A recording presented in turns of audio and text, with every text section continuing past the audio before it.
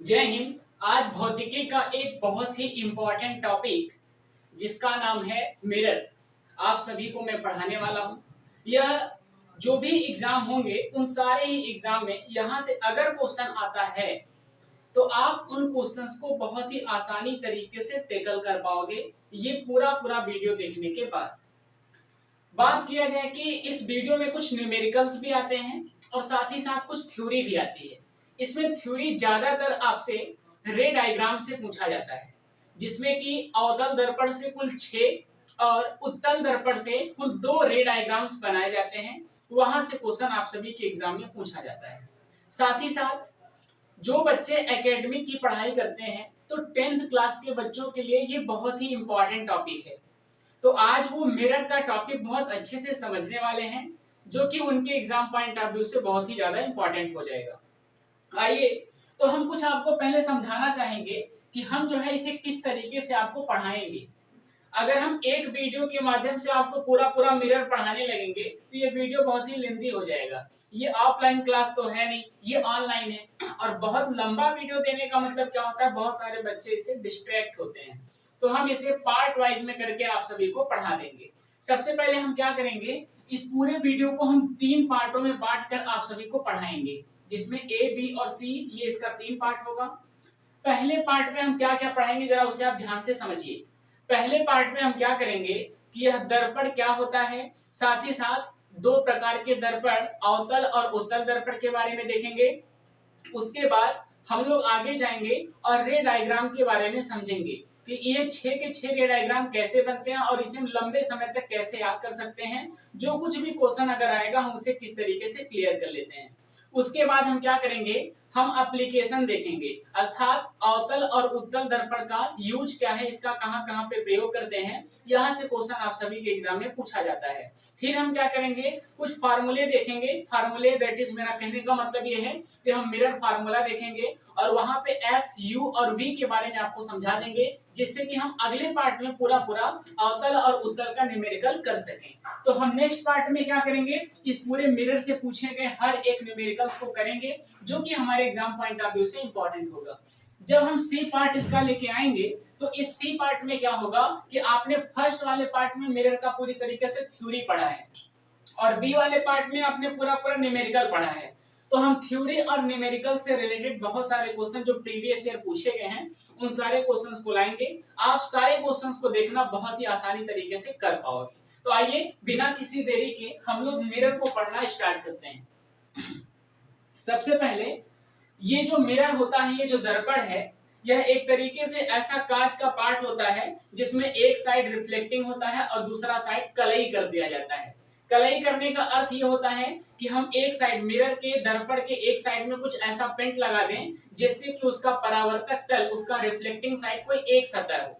उसे ही हम क्या कहते हैं, एक तरीके से दर्पण कहते हैं। ये दर्पण दोस्तों 2 प्रकार का होता है। यहाँ से आप सभी के एग्जाम में इंपॉर्टेंस जो भी टर्मिनोलॉजीज हैं वो आ जाएंगी और सभी से यहाँ से क्वेश्चन पूछा जाता है। दर्पण की बात करें तो इसमें एक अवतल दर्पण होता है। कौन सा? एक अवतल दर्पण होता है जिसे अंग्रेजी में कॉनकेव कहते हैं, कॉनकेव मिरर, इसे कॉनकेव मिरर कहते हैं। और अगले की बात करें तो इसे हम कॉन्वेक्स कहते हैं, कॉन्वेक्स मिरर, जिसे हम हिंदी में उत्तल दर्पण कहते हैं। अब बहुत सारे हिंदी मीडियम वाले बच्चे सोचते हैं कि सर हम उत्तल और अवतल से क्या काम नहीं चला पाएंगे। नहीं, हम उन्हें समझाना चाहेंगे कि आज के डेट में जो एग्जाम हो रहा है, आप लोगों ने अगर फिजिक्स के क्वेश्चंस को देखा होगा तो उसमें जैसे हम अवतल और उत्तल के बारे में जानते हैं और हम कॉनकेव और कॉन्वेक्स मिरर के बारे में हमें जानकारी नहीं है, अर्थात हमने उसका अंग्रेजी वाला मत नहीं पढ़ा, तो डायरेक्ट क्या करता है, डायरेक्ट अंग्रेजी दे देगा, कहेगा कि बताइए इसमें से कौन सा कॉनकेव है। अब आपने कॉनकेव पढ़ा ही नहीं, आप तो अवतल और उत्तल जानते हो, इसलिए अंग्रेजी को भी थोड़ा थोड़ा ध्यान दो। अगली बात करते हैं कि सर यहाँ तक तो हमें समझ में आ जाता है। अगर दोस्त बात किया जाए इस अवतल दर्पण की, तो अवतल दर्पण देखो कुछ इस तरीके से होता है।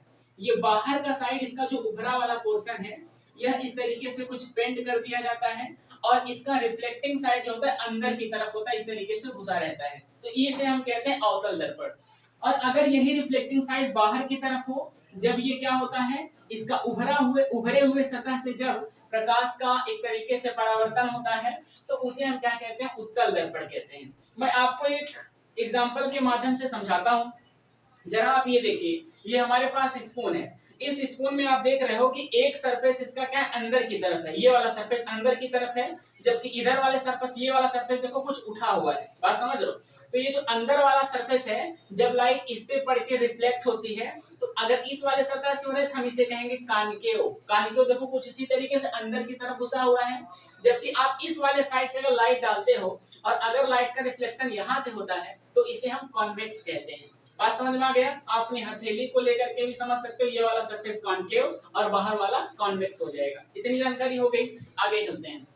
यहाँ पे एक ऐसी, अब जरा ध्यान से समझिए, यहाँ तक तो बस आपको इतना पकड़ के रखना है, थोड़ा फिगर अपने दिमाग में बना के रखना है कि कॉनकेव होता कैसा है। कॉनकेव, केव का मतलब एक तरीके से गुफा, तो जो अंदर की तरफ घुसा हो उसे हम क्या कहेंगे, कॉनकेव कहेंगे, और जो बाहर की तरफ निकला उसे हम कॉन्वेक्स कहेंगे। इतनी जानकारी पहले अच्छे से ले लो, ठीक है। चलिए आगे हम चलते हैं। यहाँ पे अगर बात किया जाए कि सर ये अवतल और उत्तल दर्पण कहां से आ गया, तो हम कहते हैं कि यह एक गोली दर्पण का पार्ट है, अर्थात यह एक गोले का पार्ट है। इस तरीके से कोई एक गोला रहा होगा और उसके किसी एक भाग को इसने काट लिया इस तरीके से, तो यही तो ऐसे पार्ट था ना। पहले तो ये गोले का पार्ट था, तो गोला कुछ इस तरीके से था, ठीक है। अब ध्यान से देखो, अगर ये गोला है तो गोले का मतलब क्या है, इसका सेंटर पॉइंट भी तो होगा, बिल्कुल होगा, एक केंद्र बिंदु भी तो होगा। सर्कल है तो उसका एक केंद्र बिंदु होता है ना, ठीक है। अब ध्यान से समझो, तो ये सी हो गया। यहां से अगर हम एक लाइन ऐसे ड्रा करें, इस तरीके से एक लाइन ऐसे ड्रा करें जो सेंटर से पास करे और इस मिरर को दो भागों में डिवाइड कर दे, तो इस लाइन को हम कहते हैं मुख्य अक्ष। क्या कहते हैं? मुख्य अक्ष कहते हैं। और जहां पे यह मिरर को काटती है उसे पी, पी का मतलब पोल और पोल का मतलब ध्रुव कहते हैं। इसे क्या कहते हैं? इसे हम ध्रुव कहते हैं। और ये क्या है हमारा, ये वक्रता केंद्र है। इस सी से पी के बीच की दूरी को हम क्या कहते हैं, तो आर कहते हैं, जिसे आप लोग त्रिज्या कहते हो, रेडियस कहते हो। और अगर बात किया जाए इस C और P के बीच का जो एकदम बिंदु होता है, तो इसे हम F कहते हैं। जरा कुछ टर्मिनोलॉजी को अच्छे से समझ लो, क्योंकि जब हम रे डायग्राम पढ़ेंगे ना, तो ये सब काम आएगा, इसीलिए मैं आपको समझा रहा हूँ। ध्यान से देखो, C और P, यहाँ पे देखो C और P के बीच के डिस्टेंस को हम R कहते हैं, और F और P के बीच के डिस्टेंस को हम क्या कहते हैं, जरा ध्यान से समझो। तो इसे हम कहते हैं स्मॉल f, और स्मॉल f को कहते हैं फोकल लेंथ। इसका मतलब क्या होता है, फोकस दूरी। क्या होता है, फोकस दूरी कहां से कहां तक, F और P तक। और C और P के बीच का क्या होता है, R होता है। एक क्वेश्चन मैं आपसे पूछता हूं, ध्यान से बताओ, C और P के बीच की दूरी को हम R कहते हैं, और इसका हाफ डिस्टेंस क्या कहलाता है, F कहलाता है। इसका मतलब क्या हुआ कि सर आप जो है ये लिख सकते हो R बराबर 2F। बोलो ये बात सही है? क्या ये बात सही है कि नहीं? अगर यहाँ ये F है, ये भी F है, तो F और F जोड़ोगे तो 2F हो जाएगा, और यही 2F किसके बराबर होगा, R के बराबर होगा। सही बात है।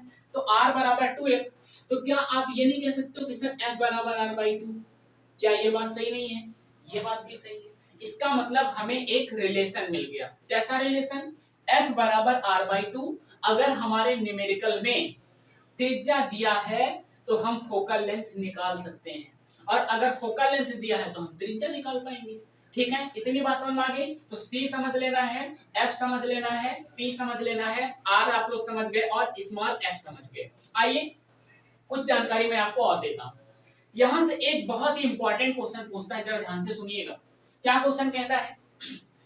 कहता है कि बताइए अवतल दर्पण की फोकल लेंथ पॉजिटिव होती है कि नेगेटिव?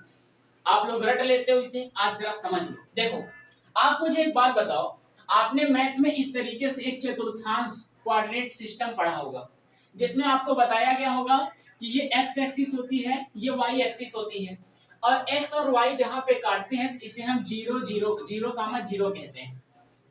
और जैसे आप x के इस वाले डायरेक्शन में जाते हो तो हर चीज को हम माइनस में लेते हैं, और x के इस साइड वाले में मेजर की हुई डिस्टेंस को हम पॉजिटिव लेते हैं। इतनी बात बोलो समझ में आ रही है कि नहीं? ठीक है, आगे बढ़ते हैं। देखो, अब एक बात मुझे बताओ, अगर मैं इस दर्पण में इस पोल से एक लाइन ऐसे खड़ी कर दूं, तो बताओ ये F किधर गया? जरा मुझे समझाओ, ये F किधर है?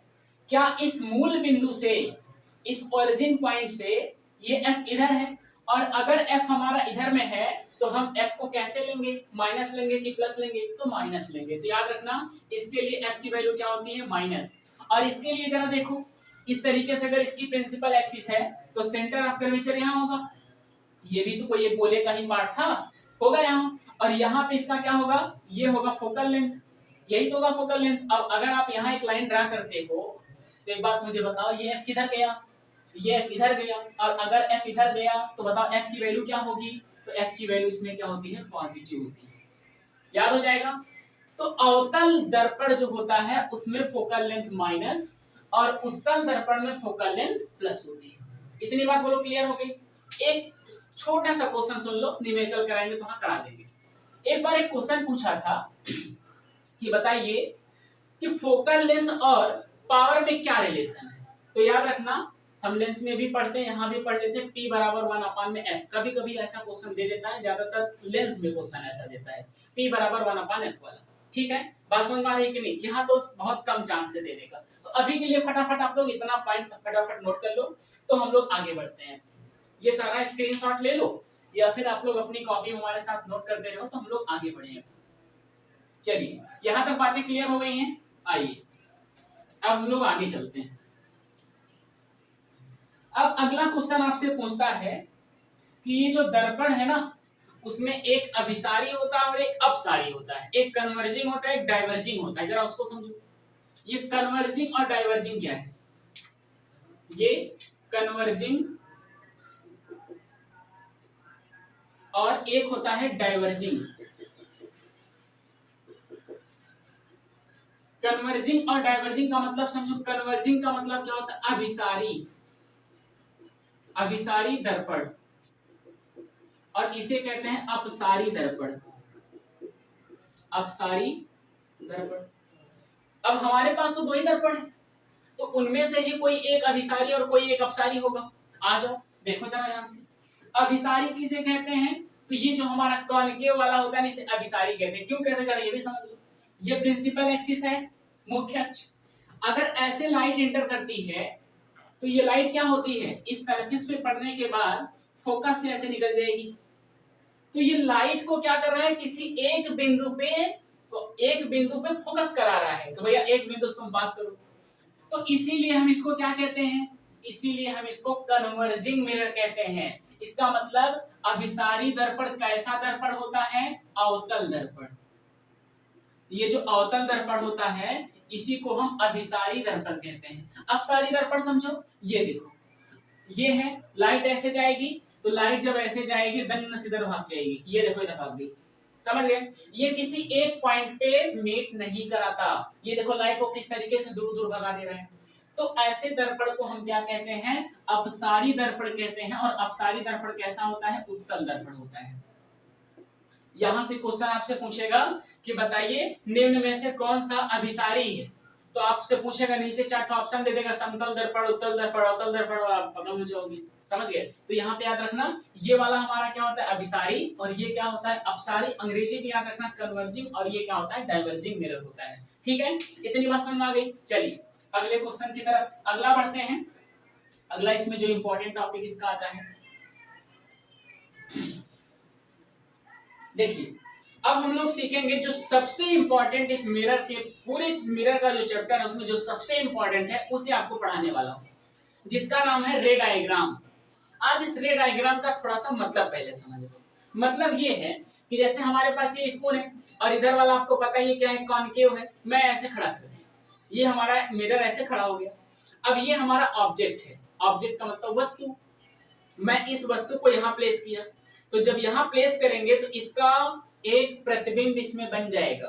आप एक फैक्ट आपको बताऊं, आप इस स्पून को ऐसे लेना और जा करके एक बार जो ये गहरा वाला पोर्शन है ना, इससे अपना चेहरा ऐसे देखना। आप जब अपना चेहरा देखोगे ना, आपको उल्टा दिखाई देगा, आपका सर इसमें नीचे है। और जब इस वाले पोर्शन से देखोगे ना, तो आपका सर ऊपर दिखेगा। अपने घर पे देखना, मस्त तो मिल ही जाएगा, ना मिले तो पड़ोसी ले लेना। ठीक है, इस तरीके से आप देखोगे तो आपको मिल जाएगा देखने को। ठीक, तो इसका मतलब क्या है कि वो किस तरीके से बिहेव कर रहा है, कॉनकेव और कॉन्वेक्स की तरह वो बिहेव कर रहा है। तो हम लोग अब समझने वाले हैं रे डायग्राम। रे डायग्राम रे डायग्राम में पहले आपको रे डायग्राम पढ़ने से पहले आपको कुछ रूल पढ़ने हैं। कैसा रूल? कुल 4 इंपॉर्टेंट रूल हैं, जरा रूल समझ लो। एक बार रूल से भी क्वेश्चन आया था, हल्के में नहीं लेना, सर नहीं आएगा ये तो एकेडमिक वाला है। अरे आएगा, क्वेश्चन दिखाएंगे हम आपको। चलो इधर देखो, तो रूल नंबर फर्स्ट क्या कहता है कि जैसे हमारे पास ये कॉनकेव है, ठीक है, और ये इसका प्रिंसिपल एक्सिस हो गया। लाइट अगर ऐसे आ रही है तो वो ऑलवेज फोकस से पास करेगी, पहला पॉइंट। रूल नंबर फर्स्ट क्या बोला? लाइट अगर प्रिंसिपल एक्सिस के पैरेलल आएगी तो टकराने के बाद किधर जाएगी? तो फोकस से पास हो जाएगी, पहला point, rule number first. Second जरा सुनो, अगर लाइट फोकस से तुम लेके आओगे तो लाइट भैया पास करेगी, टकराएगी और प्रिंसिपल एक्सिस के पैरेलल हो जाएगी, रूल नंबर 2। दो रूल खत्म। पहला रूल क्या बोला? लाइट अगर प्रिंसिपल एक्सिस के पैरेलल आई तो कहां से पास करेगी? फोकस से। और अगर फोकस से आई तो कहां जाएगी? प्रिंसिपल एक्सिस के पैरेलल हो जाएगी। बात क्लियर हो गया?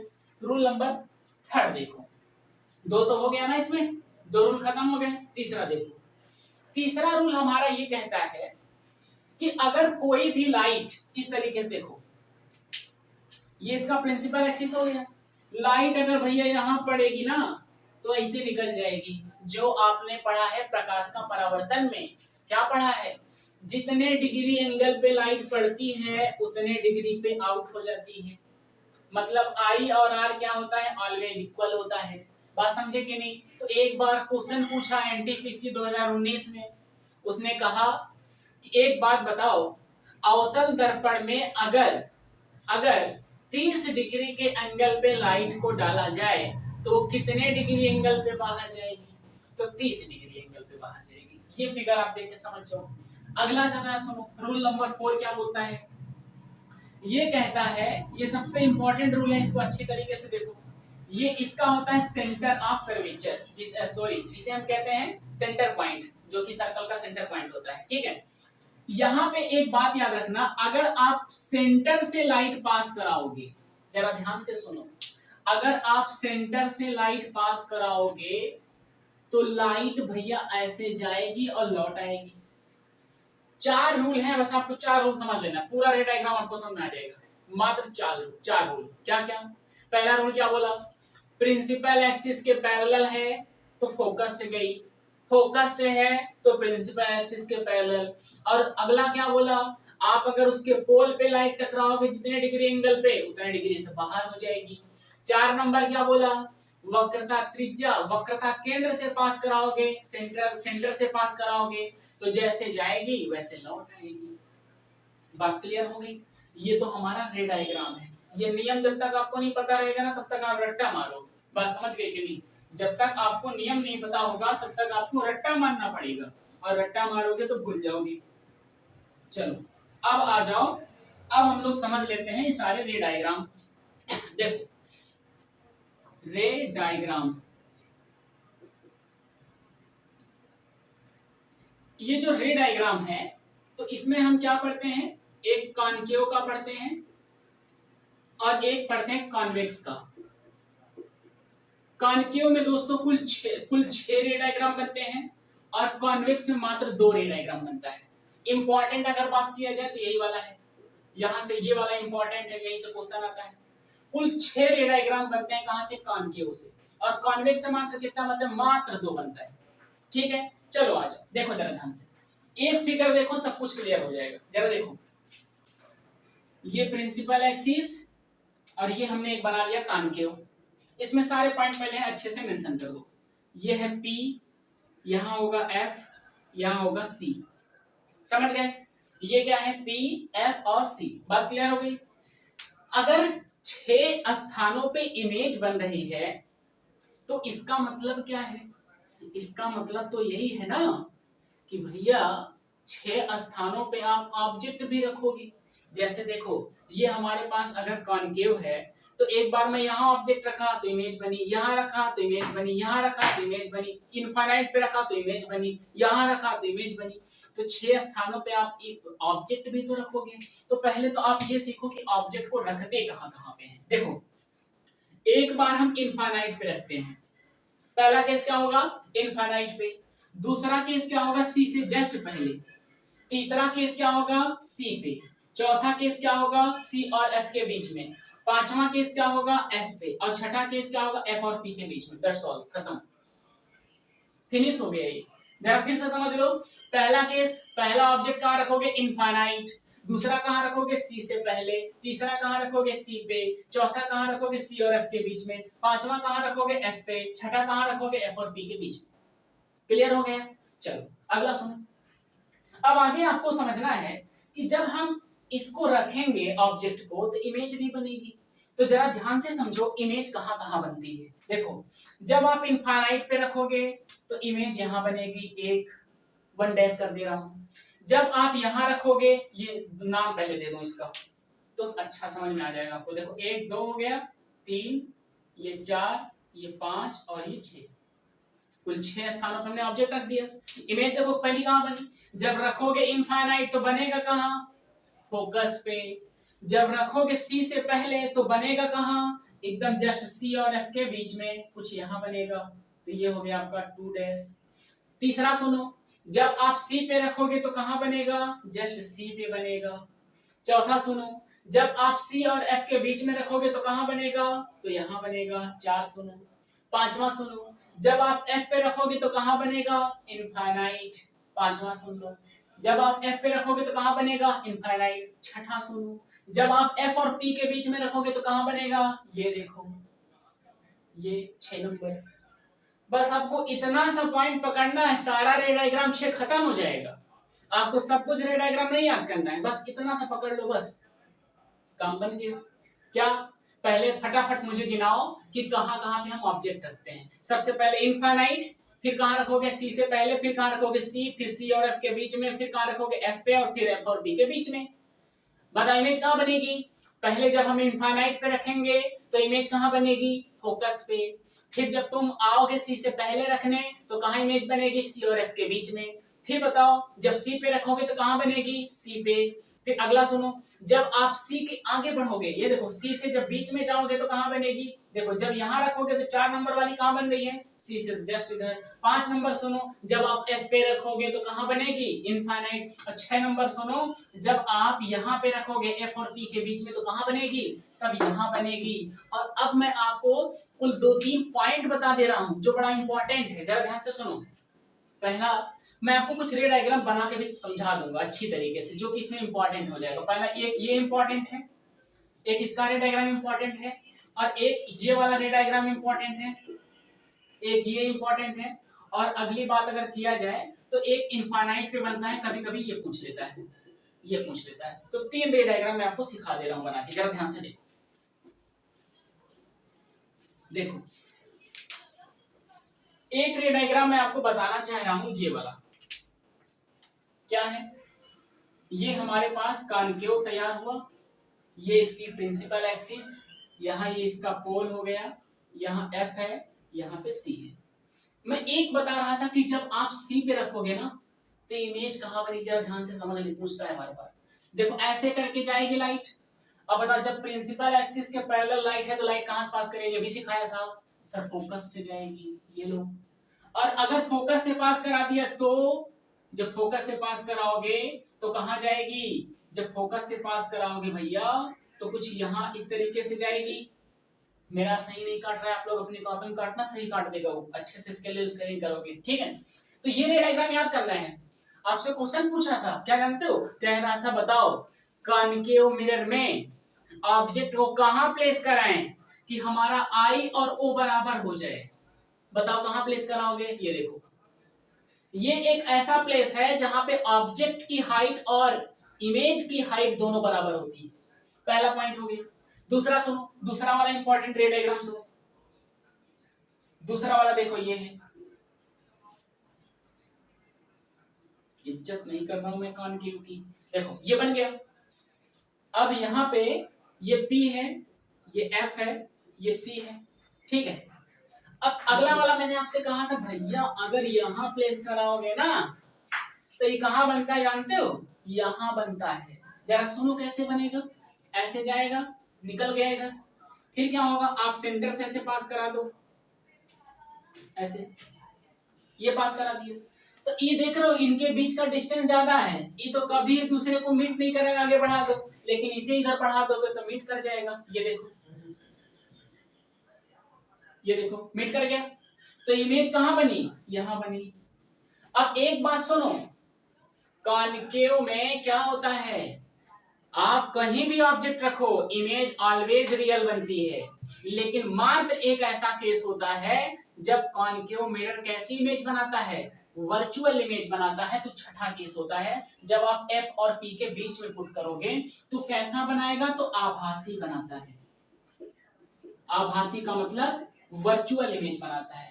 क्वेश्चन सुनो, आपसे कहता है कि बताओ हम कॉनकेव मिरर में ऑब्जेक्ट को कहां पे प्लेस करें जिससे इमेज वर्चुअल हो जाए।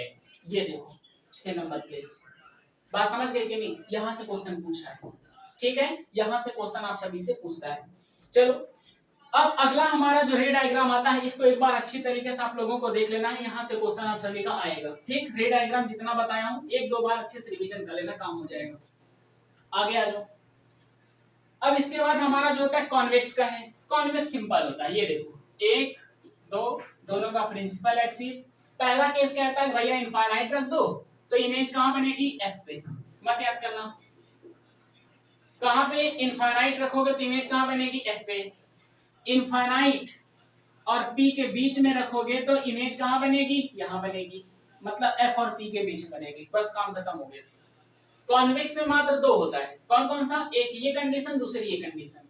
एक सबसे इंपॉर्टेंट जो बात है ना कॉन्वेक्स की वो ये है कि इसमें U का वैल्यू ऑलवेज नेगेटिव होता है, B का वैल्यू ऑलवेज पॉजिटिव होता है और F का वैल्यू ऑलवेज पॉजिटिव होता है। इसका मतलब ये है कि सर अगर कॉन्वेक्स से क्वेश्चन आया तो ये देख लो। अब आप सोच रहे सर आप कैसे जान गए कि ऑलवेज पॉजिटिव बोल रहे हो, इतने कॉन्फिडेंस है? जरा सुनो, आप इमेज जब भी ऑब्जेक्ट रखोगे तो इधर रखोगे तो ऑब्जेक्ट यहां से यहां तक की डिस्टेंस क्या कहलाती है?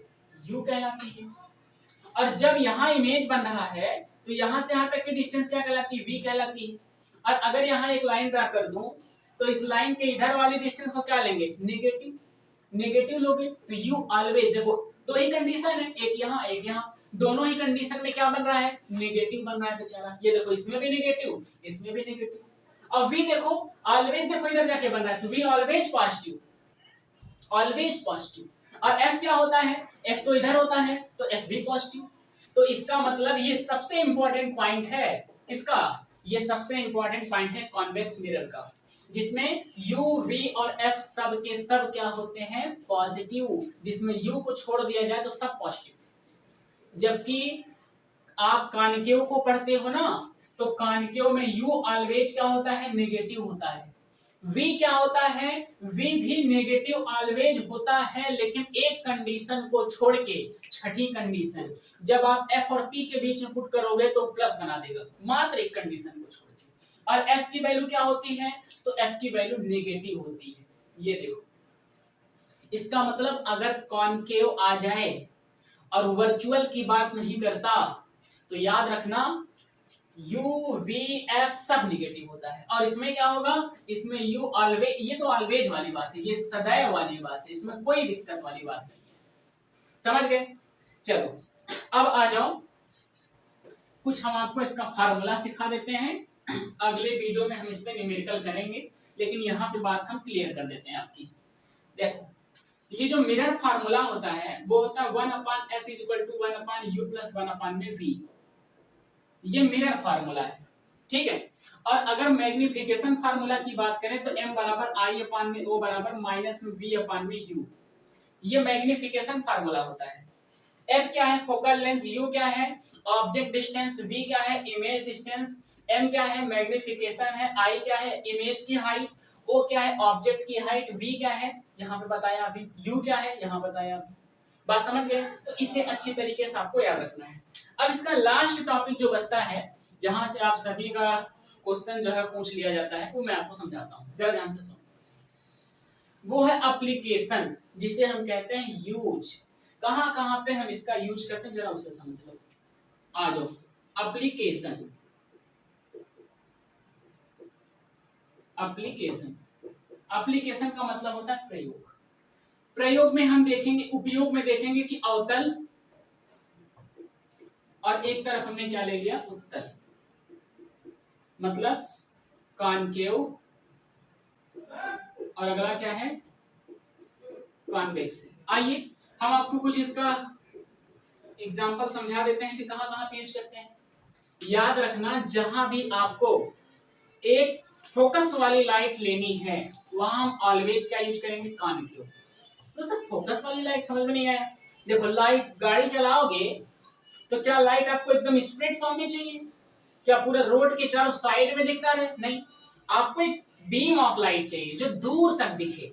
तो दूर तक दिखने के लिए फोकस लाइट को कौन करता है, कॉनकेव करता है। तो याद रखना, जो हेडलाइट होती है, हेडलाइट, ये जो मोटर व्हीकल्स की हेडलाइट होती है ना, उसमें कौन सा मिरर यूज करते हैं, कॉनकेव यूज करते हैं। अगला सुनो, डॉक्टर चाचा देखोगे ना, जो डॉक्टर साहब होते हैं वो क्या करते हैं, आंख कान में छोटा पार्ट को देखने के लिए कॉनकेव का यूज किया जाता है। आंख हो गया, कान हो गया, आपका दांत हो गया, बात समझ रहे हो, तो ईयर हो गया, और आपका आई, ईयर हो गया, टीथ हो गया, ठीक है, दांत लिख देता हूँ, ठीक है, दांत। इन सभी की स्मॉल कैविटी को देखने के लिए डॉक्टर साहब यूज करते हैं कौन सा, दर्पण, कॉनकेव। अगले में आ जाओ, अगला क्या है, और कहां पे यूज करते हैं, तो इस अवतल का यूज हम सोलर कुकर में भी करते हैं। Solar cooker, sir solar cooker में क्यों करेंगे, देखो आपको पता है कि सोलर कुकर एक ऐसा सेटअप होता है जिसमें हम सन की रेज के माध्यम से खाना पकाते हैं। तो एक बात बताओ, जब उसमें एक पैरेलल बीम ऑफ लाइट पड़ेगी तभी तो खाना पकेगा। अगर लाइट स्प्रेड कर जाएगी तो कहां पकेगा, नहीं पकेगा। तो याद रखना, सोलर कुकर में भी कौन सा दर्पण यूज करते हैं, तो अवतल दर्पण। अगला सुनो, सर्च लाइट।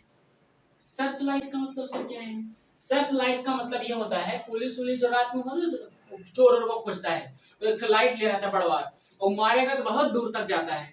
तो भैया एक बात बताओ, अगर उसमें हम ये लगा देंगे तो ये तो फैल जाएगा चारों तरफ, और जब फैल जाएगा तो दूर तक नहीं जाएगा। तो हमें फोकस करना है, तो फोकस करने के लिए हम सर्च लाइट में क्या करते हैं, हम सर्च लाइट में कौन सा दर्पण यूज करते हैं, तो अवतल दर्पण यूज करते हैं। क्लियर हो गया, कौन सा दर्पण, अवतल दर्पण यूज करते हैं। आ जाओ, अगला क्या है, उत्तल दर्पण। उत्तल दर्पण की बात करते हैं, तो उत्तल दर्पण में सबसे पहले याद रखो कि जब गाड़ी की स्टीयरिंग पे बैठोगे ना, तो बगल में देखो कि शीशा लगा रहता है, जो पीछे का व्यू देखने के लिए लगाया जाता है। तो जो हम रियर व्यू होता है, rear view mirror, rear view mirror गाड़ियों को जो पीछे वाला पूरी चीजों को देखने के लिए लगाया जाता है, वो कौन सा होता है, उत्तल होता है। कभी अगर गलती से शॉपिंग मॉल में गए हो ना, तो वहां पे आपको एक दर्पण दिखता है, जो ऐसे देखोगे कॉर्नर में कहीं पे लगा दिया जाता है। आप जैसे जैसे उसमें घुसोगे ना, अंदर एंट्री मारोगे किसी शॉपिंग मॉल में, तो बड़ा सा कहीं कहीं पे लगा रहता है, बड़ा सा लगा रहता है। तो आप उसको देख के निहारोगे ना, तो बहुत दूर तक चीजें उसमें दिख जाती है। अब सर वो क्यों लगाता है, वो इसलिए लगाता है, जैसे मुझे एक पैंट खरीदना है, तो मैं ऐसे अपना सर उठा के थोड़ी दूंगा पैंट मेरा किधर, उसमें देख लो तो दिख जाएगा, समझ गए। अब बिना किसी बैटरी के चलता है, तो लगा देते हैं वो लोग, ठीक है। अच्छा, मतलब मैं यहाँ लिख दे रहा हूँ शॉपिंग मॉल, शॉपिंग मॉल में भी यूज करते हैं। और कहीं पे बताओ, और आप बताओ जरा मुझे, और कहाँ पे इसका यूज करते हैं। तो एक तो इसका शॉपिंग मॉल हो गया, रियर व्यू मिरर हो गया, और बताऊं, स्ट्रीट लैम्प, जो देख रहे हो रोड, रोड देख रहे हो, तो रोड के चारों देखोगे ना, बीच बीच में तो लाइट लगाता है। तो एक बात बताओ, अगर वहां हम कॉनकेव लगा देंगे तो वो तो एक जगह फोकस करेगा, मात्र एक जगह फोकस करेगा, लेकिन हमें कैसा लाइट चाहिए, जो स्प्रेड करे, ज्यादा दूर तक फैलाए। तो याद रखना, स्ट्रीट लाइट, स्ट्रीट लाइट में भी हम क्या करते हैं, इसका प्रयोग करते हैं। ये रहा कॉनकेव और कॉन्वेक्स का उपयोग अर्थात एप्लीकेशन, जिसमें आपने समझा कि हम इसका कहां कहां पे उपयोग करते हैं। बात समझ में आ गई। चलिए, अब अगले वीडियो में हम लोग इसका न्यूमेरिकल पोर्शन अच्छी तरीके से देखेंगे। फिर नेक्स्ट वीडियो में हम क्या करेंगे, पूरा इस पे क्वेश्चन लाएंगे और आपको ये टॉपिक अच्छी तरीके से क्लियर करा देंगे। आज का वीडियो आपको कैसा लगा प्लीज आप हमें कमेंट में करके जरूर समझाएं कि आपको वीडियो समझ में आया कि नहीं आया, किसी प्रकार की समस्या हो रही तो उसको भी आप हमें एक बार कमेंट में जरूर मेंशन करो। मिलते हैं आप सभी से नेक्स्ट वीडियो में, तब तक के लिए सभी को जय हिंद।